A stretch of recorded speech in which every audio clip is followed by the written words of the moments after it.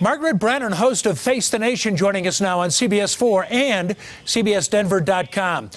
All right, Margaret, first Michael Cohen pleads guilty, then former campaign chairman Paul Manafort found guilty on several counts. Now the president's bookkeeper today may have gotten immunity to testify in a federal probe. So let's put it this way. How much more worried should Mr. Trump be now than he was at the start of the week? Well, certainly this news that the chief financial officer for the Trump Organization, someone who's been with his family, the Trump family, for decades, since back in the 1970s, is now cooperating with federal prosecutors, suggests that he has information that prosecutors found was worth sharing. He can provide further information about some of these arrangements that were made, the hush money payments, the campaign finance violations, or other questions about how the organization used its funds leading up to the 2016 election. Now, it's not clear that he's cooperating in a way that necessarily damages the president, but the very potential for him doing so is what is the unknown here. And that is why it is not only illegal, but a political risk for the president, or at least the president's private companies, which are being run by his family right now. Now on to foreign affairs. What do we know about Secretary of State Pompeo's trip to North Korea being delayed?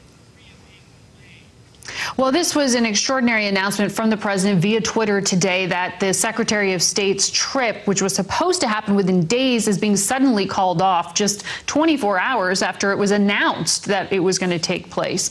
The president, in his tweet, said that two things that are really significant. One, he acknowledged that the plans for diplomatic opening here to get North Korea to hand over its nuclear weapons just isn't progressing. He says denuclearization isn't happening as promised.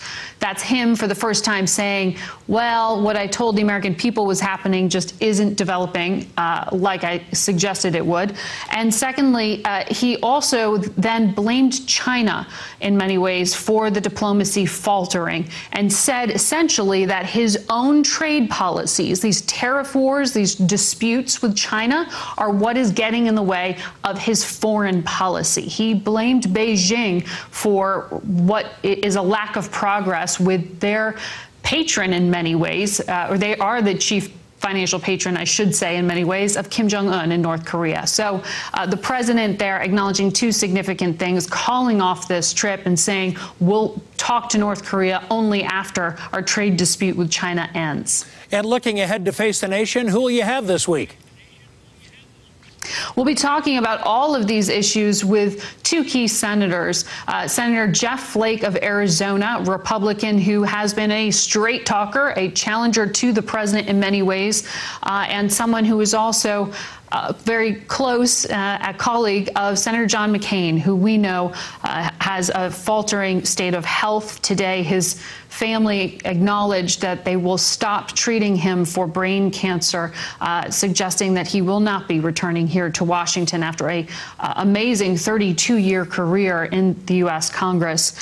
We'll also be speaking to Senator Dick Durbin, a Democrat who is in the leadership of his party, about what's happening with his committee, the Judiciary Committee, and the possibility of replacing Attorney General Jeff Sessions, who the president has been in a war of words with.